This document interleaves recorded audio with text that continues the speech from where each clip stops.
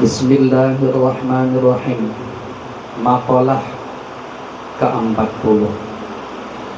An Ibnu Abbas radhiyallahu anhumah hina su'ila ma khairul ayyami wa ma khairul syuhuri wa ma khairul a'mali faqala khairul ayyami yaumul jum'ati wa khairul syuhuri syahrul ramadana wa khairul a'mali as-salawatul khamsu li waqtiha. Famata Ibnu Abbasin fi dhalikal yaum famadha ala dhalika thalathatu ayyamin. Fabalagha Aliyan radhiyallahu anhu anna Ibnu Abbasin radhiyallahu anhuma su'ila an dhalika fa ajaba bikadza faqala Aliyun radhiyallahu anhu law su'ilal ulama wal hukama'u wal fuqaha'u minal masyriqi ilal maghribi la ajabu bimithli ma ajaba bihi Ibnu Abbasin illa anni aqulu inna khairal a'mali ma yaqbalullahu ta'ala minka wa khairus syuhuri ma tatubu fihi ilallahi taubatan nasuha wa khairul ayyami ma takhruju fihi minad dunya ilallahi mu'minan billah. Ketika ditanya hari, ya, bulan dan amalan yang paling baik, siapa yang ditanya? Imam Ibnu Abbas radhiyallahu anhuma. Jadi Imam Ibnu Abbas radhiyallahu anhuma itu ditanya tentang 3 hal, ya.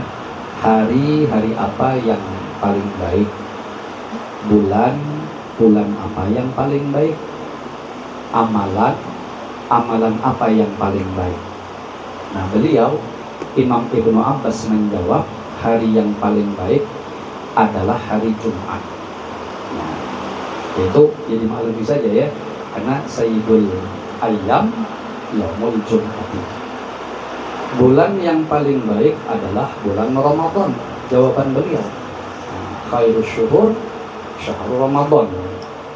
Dan amal yang paling baik adalah sholat 5 waktu tepat pada waktunya. Nah, ini jelas juga. Nah, kemudian Imam Ibnu Abbas radhiyallahu anhuma meninggal dunia pada hari tersebut. 3 hari sesudah Imam Ibnu Abbas meninggal atau wafat, sampailah berita kepada Sayyidina Ali bin Abi Thalib karamallahu wajhah bahwa Imam Ibnu Abbas pernah ditanya tentang 3 hal tersebut, dan beliau Imam Ibnu Abbas menjawab dengan 3 jawaban tersebut. Hari yang terbaik hari Jumat, bulan terbaik paling baik bulan Ramadan, amal yang paling baik sholat 5 waktu tepat pada waktunya. Nah, jadi informasi Sayyidina Abdullah bin Abbas pernah ditanya dengan 3 pertanyaan seperti ini dan beliau jawab dengan jawaban seperti tadi. Sampailah informasi itu kepada Sayyidina Ali bin Abi Thalib karamallahu wajhah setelah 3 hari dari kewafatan beliau. Apa yang terjadi? Nah, ketika Sayyidina Ali mengetahui jawaban tersebut, Sayyidina Ali bin Abi Thalib karamallahu wajhah berkata, apabila para ulama, hukama, ulama ahli hikmah, dan fuqaha, ulama yang ahli fikih, dan dari masyrik sampai maghrib, maksudnya dari ujung timur sampai ujung barat, ditanya tentang hal itu, pasti mereka akan menjawab seperti jawaban Ibnu Abbas. Jadi sebenarnya kata Sayyidina Ali, ulama mana saja, ya, hukama mana saja, fuqaha mana saja, kalau ditanya tentang 3 pertanyaan tersebut, jawabannya pasti seperti jawaban Ibnu Abbas, kecuali saya, ya, yang akan menjawab sebagai berikut. Artinya inilah apa kecerdasan Sayyidina Ali itu yang sampai digelar dengan alimus sahabah, ya, sahabat paling alim di antara 124.000 sahabat Rasulullah yang beliau tinggalkan ketika beliau wafat. Sayyidina Ali adalah alimus sahabah. Nah, apa kata beliau? Punya jawaban yang berbeda. Kata beliau, amal yang paling baik adalah amal yang diterima di sisi Allah. Nah, kalau tadi apa? Ini kayaknya dengan sistem jawaban terbalik. Kan kalau dilihat dari pertanyaan atas tadi, yang pertama mestinya membahas hari, iya kan? Nah, dan amal itu pertanyaan yang terakhir malah. Tapi dibalik sama Ali, beliau jawab malah dari pertanyaan yang ketiga dengan jawaban yang berbeda. Nah, amal yang paling baik kata beliau, amal yang diterima di sisi Allah Ta'ala. Jadi beliau bukan memandang amal secara spesifik seperti sholat 5 waktu, itu tidak diragukan. Tapi jawaban Sayyidina Ali ini kalau kita cerna itu lebih dalam. Soalnya sehebat apapun sholat 5 waktu, kalau tidak diterima Allah, bahkan percuma. Ya, apa kita katakan amal lain?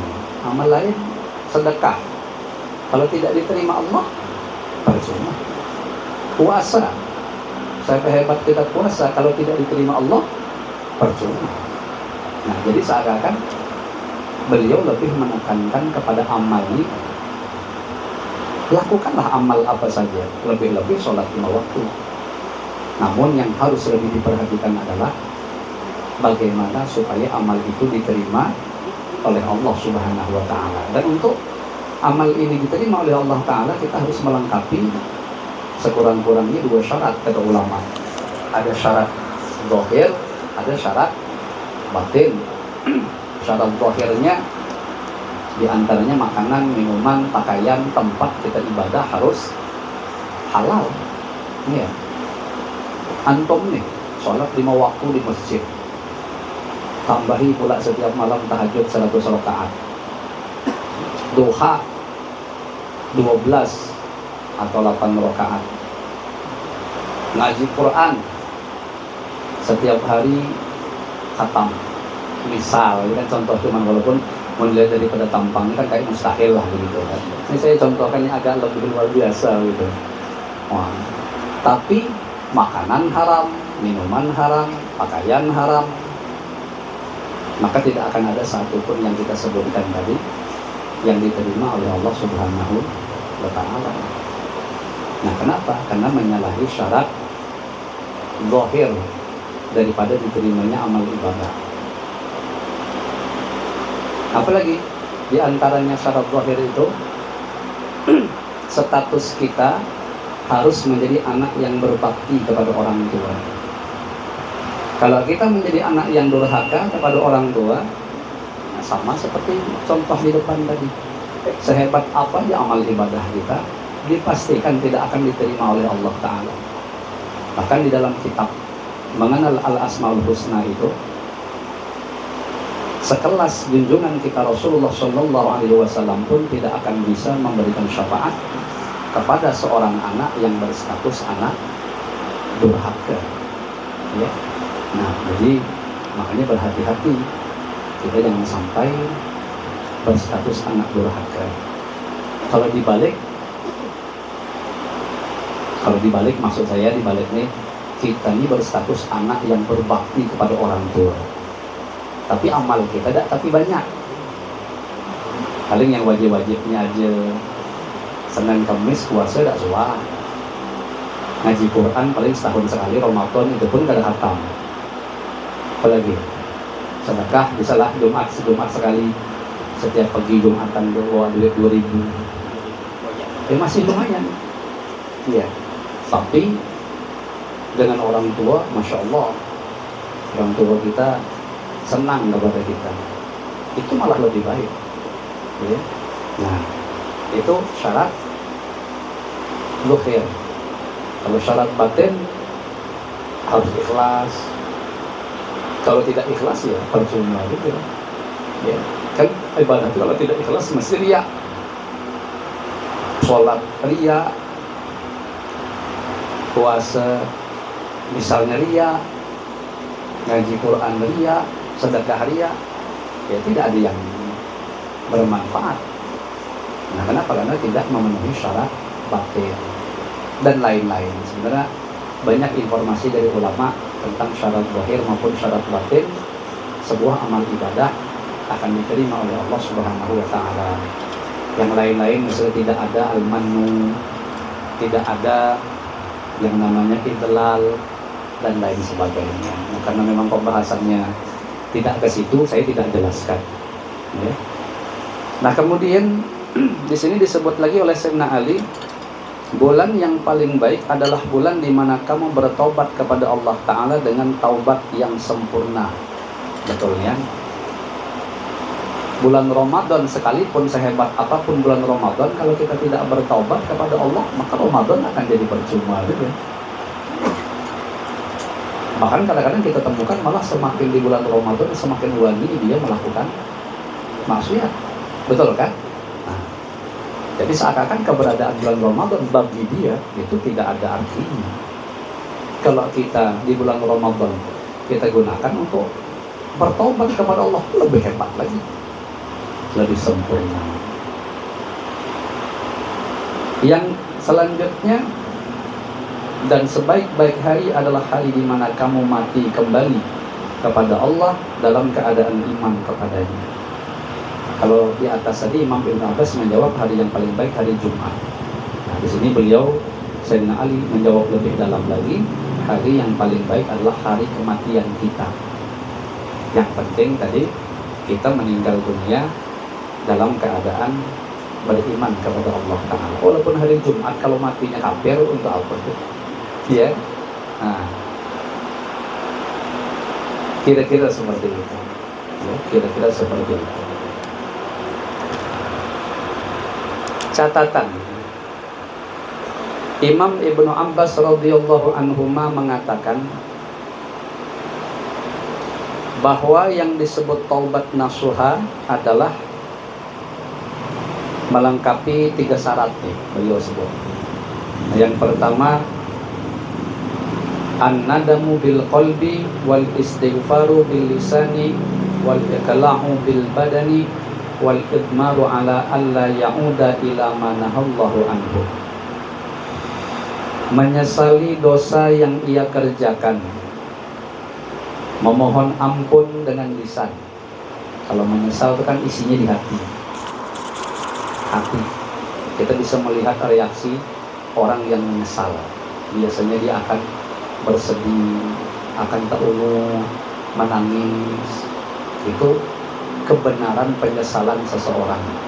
Kalau menyesal bergembira itu kan aneh, ya. Tak mau, kita lah salah dengan kawan, pasti kita akan wah merangkul dia, aku minta maaf berbatin sambil nangis, sedih nampak. Tapi kalau dikukurin ketawa, aku nyesal kemarin itu, begitu lah, tidak ada bercahaya. Dia reaksinya macam itu, ya. Nah, ini amal hati sebenarnya. Nah, baru tadi ada ungkapan dengan lisan, memohon ampun dengan istighfar tadi itu. Mencabut atau menghentikan perbuatan maksiat itu dengan anggota badan. Nah, anggota badan ini dah ada lagi melakukan kemaksiatan, memang terputus gitu. Dan berjanji tidak akan kembali melakukan hal-hal yang telah dilarang oleh Allah Ta'ala. Nah, ini semacam tekad atau janji ya. Itu satu ya. Yang kedua, taubat nasuha itu kata Imam Ibnu Abbas, alla yabqa ala amalihi atharun minal maksiati sirran wa jahran. Taubat nasuha adalah taubat yang sesudah taubat itu tidak mengulangi perbuatan maksiat, baik secara rahasia ataupun secara terang-terangan. Oh, ini lebih apa? Lebih kuat tekadnya gitu kan. Betul-betul dicobanya untuk memelihara dirinya tidak balik lagi. Ya. Nah, itu sekuat tenaga, walaupun ternyata dalam realita kenyataannya ternyata dia terulang-ulang. Itu tidak jadi masalah. Kenapa? Karena pengulangan itu sudah berbeda dengan yang pertama. Ibarat yang pertama kita melakukan, kita taubat, habis dosanya. Tahu-tahu terulang lagi. Yang kedua, taubat lagi, habis lagi. Yang ketiga, terulang lagi, habis lagi. Jadi dia setiap kali bertaubat selalu ada tuntutan. Setiap kali maksiat selalu ada tuntutan bertaubat. Asalkan memenuhi segala syarat rukunnya, maka terhapus. Hatta ibu minal dzambi kaman la dzambalah. Siapa yang bertobat dari dosa maka seperti orang yang tidak memiliki dosa. Kelebihannya di situ.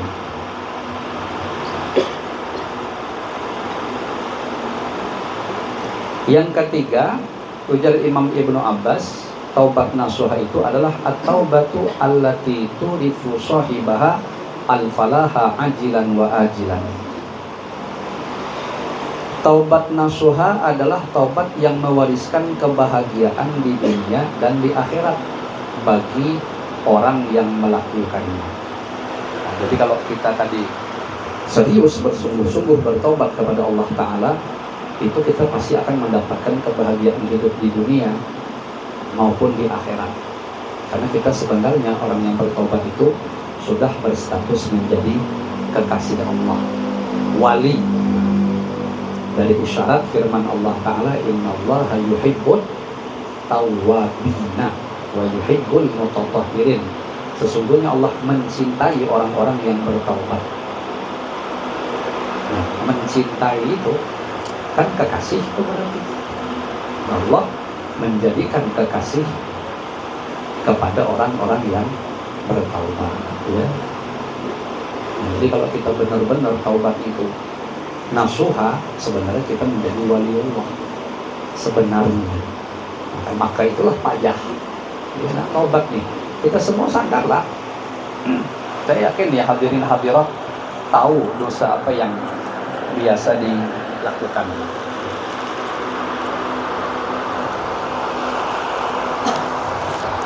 Kita punya sendiri-sendiri.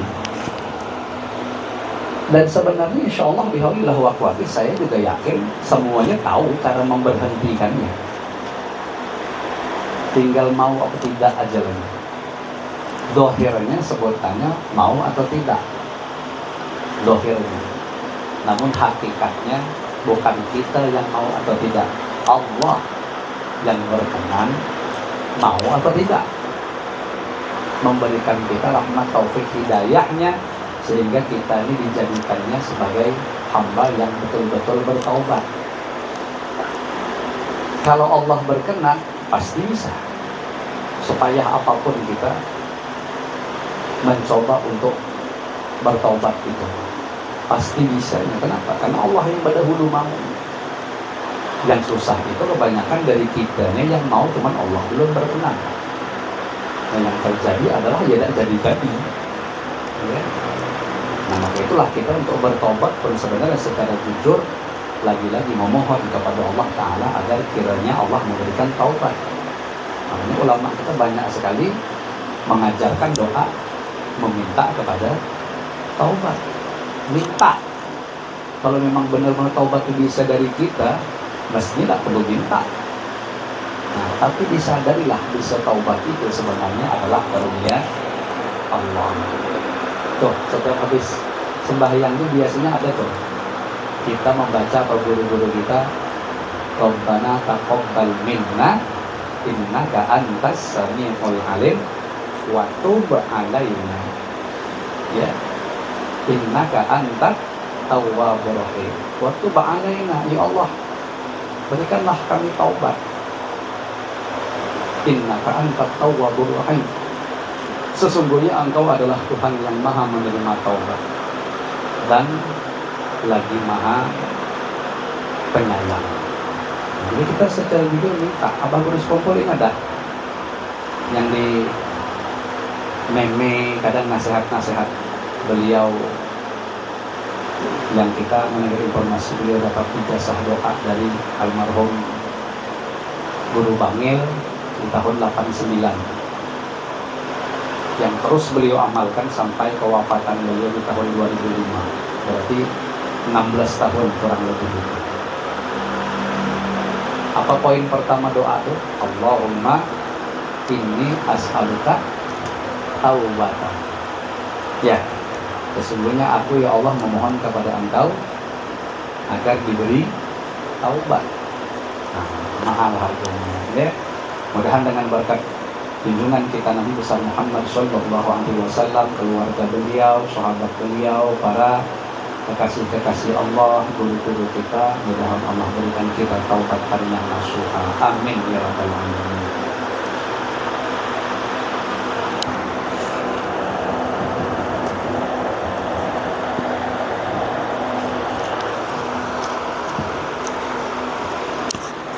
Satu lagi. Makalah ke-41.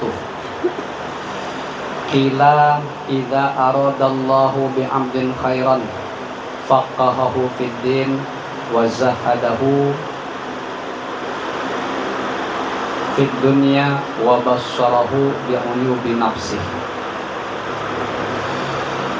Dikatakan apabila Allah hendak menjadikan seorang itu baik, Allah ingin menjadikan seorang hamba itu menjadi hamba yang baik di sisinya, ya.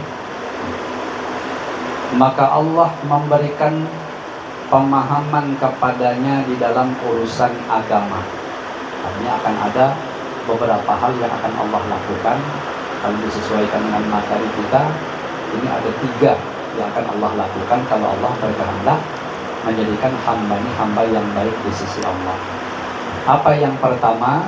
Yaitu Allah memberikan pemahaman kepadanya di dalam urusan agama. Artinya pemahaman-pemahaman agama itu Allah ajarkan kepada si hamba. Macam mana cara Allah memberikan pemahaman dalam agama? Hamba ini dipermudah hadir ke majelis taklim. Nah itu, karena baca mana kita bisa paham ilmu agama kalau tidak hadir. Sekurang-kurangnya andaikan ini tidak hadir, Allah akan bikin sabab telinganya atau matanya mendengar dan melihat pemahaman ilmu agama. Misalnya, kalaupun tidak hadir ke majelis taklim, mungkin yang ini di rumah buka Facebook, YouTube, WA. Nah, ternyata di situ ada informasinya yang kalian dengar dari ceramah-ceramah guru-guru kita, ulama kita, habaib kita, atau kalian baca artikel. Ini kalau pakai mata kan di WA itu kan ada artikel isinya ilmu-ilmu tentang apa, tentang apa, tentang apa. Nah, dari situ dapat pemahaman. Oh, rupanya begini ya. Oh, rupanya begini ya. Nah, kalau hadir ini jelaslah sama-sama mengkaji kitab. Tentu ini lebih baik lagi, lebih beradab. Ya, kalau kita di rumah itu ya kalau pertambahan pengetahuan jelas dapat, cuma nanti yang dikhawatirkan itu segi keberkahannya, karena biasanya kita nih di saat mendengarkan itu banyak yang dalam kondisi kurang beradab tadi itu. Kadang dengarkannya sambil baring-baring masih kalau sopan nyaman, jadi ini bisa lawar handap, kadang-kadang terlentang lagi sambil nyemil-nyemil apa begitu. Nah, jadi kan agak kurang beradabnya. Kalau di sini kan supan seberataan, ya artinya itu beradab, menunduk-nunduk wajahnya, cecak husuk lah gitu kan. Padahal wallahu a'lam bishawab. Entah lagi mahayal, entah apa kita kada tahu juga ada. Jam salam kan husuk kelihatannya. Kita baik sangka insyaallah. Ya. Itu satu ya yang akan Allah lakukan. Apa? Tadi Allah akan pahamkan urusan agama dengan cara diantaranya apa? Dimudahkan Allah hadir ke majelis taklim. Satu. Yang kedua, Allah menjadikan sederhana dalam urusan dunia. Bahasa terjemah beliau gitu ya. Kalau saya apa adanya aja sesuai dengan kata-kata yang ada di kitab. Allah akan membuatnya zuhud dalam urusan dunia. Zuhud itu berarti hanya mengambil yang dibutuhkan untuk menutupi kebutuhan wajib atau untuk melakukan kesunahan. Itu zuhud kita. Kalau lebih daripada itu berarti tidak zuhud. Karena kalau dunia ini dikumpulkan hanya untuk numpuk-numpuk, untuk nyegek-nyegek, untuk bergaya-gaya, berarti pasti tidak zuhud. Tapi kalau dia ambil itu untuk menyempurnakan kebutuhan wajibnya, untuk bermain sunat tadi, kalau ada terlebih-lebih dikit mungkin bermain sunat untuk berziarah, untuk bersedekah, untuk silaturahim dan lain sebagainya, itu butuh dunia. Nah itu tidak apa-apa, ya. Kenapa? Karena masih dalam hal yang sunnah. Tapi kalau selebih daripada itu, nah itu tadi yang kita katakan selebih daripada itu, sekedar hanya ditumpuk-tumpuk, sekedar untuk bermegah-megah, bergaya-gaya, ya, nyegek-nyegek, kalau bahasa kita tungkal. Nah itu sudah tidak zuhud lagi itu namanya, ya. Nah itu Allah akan bikin kita seperti itu, zuhud tadi maksudnya. Nah itu berarti Allah ingin baik kita.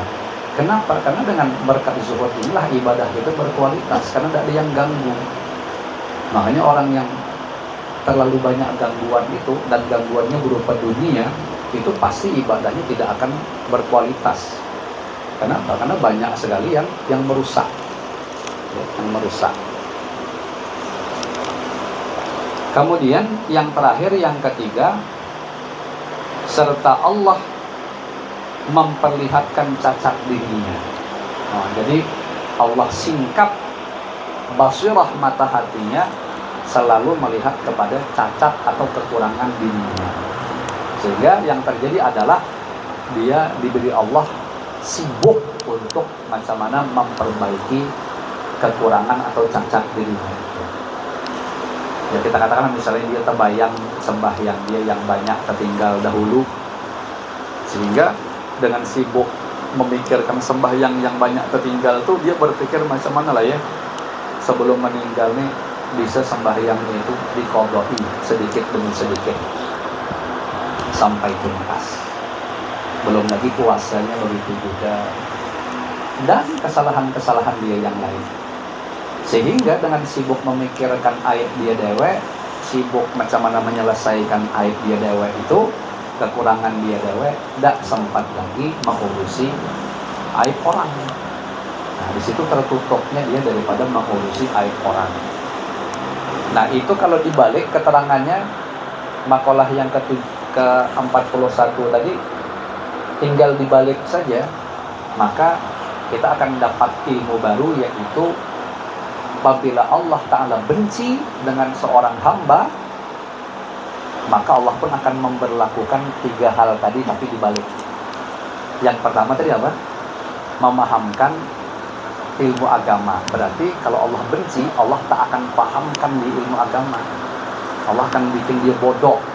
Ya dengan cara apa tadi? Tidak mau hadir ke majelis taklim, tidak mau dengarkan ceramah, ya, tidak mau baca-baca artikel keilmuan. Nah yang kedua, Allah biarkan dia cinta kepada dunia, artinya tidak bersikap zuhud tadi. Nah yang ketiga, Allah akan tutup aib dia, maksudnya dia tidak bisa melihat aib dirinya sendiri, tapi justru Allah buka aib orang lain, yang sehingga hari-hari dia hanya sibuk mengurusi orang. Nah kalau macam itu kejadiannya pada diri kita, sebenarnya itu satu isyarat Allah benci sama kita. Nah kemudian makalah ke-42, wallahu a'lam bishshawab.